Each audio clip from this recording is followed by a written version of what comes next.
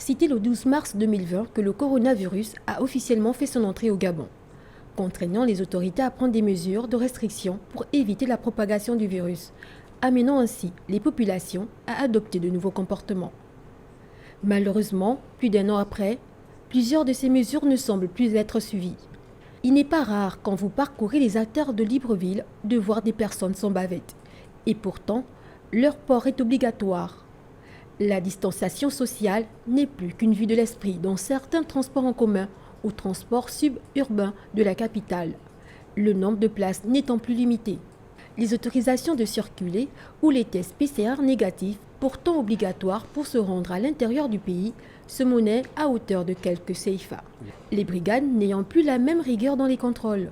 Il semble que la seule mesure en vigueur reste celle du couvre-feu.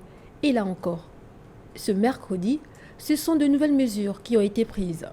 Des mesures de relance de l'économie certes, avec l'augmentation de la fréquence de vol par semaine par exemple, mais aussi des mesures qui visent à freiner la propagation de l'ennemi invisible, le coronavirus.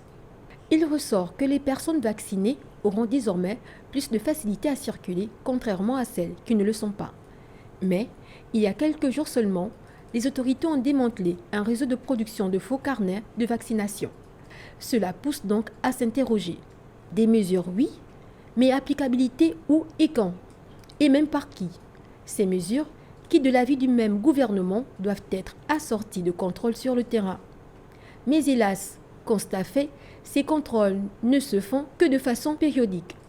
Puis, des mesures censées s'appliquer sur l'ensemble du territoire, mais entre Libreville et les villes de l'intérieur, il y a un énorme fossé. Et pourtant, le virus est réel et la lutte nécessaire. Mais comment passer de la décision à son application? Les populations n'ont-elles pas pris la mesure du danger qu'elles côtoient au quotidien?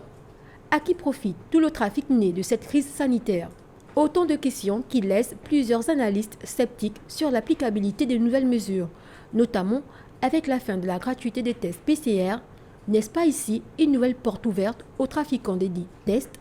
Dans tous les cas, wait and see.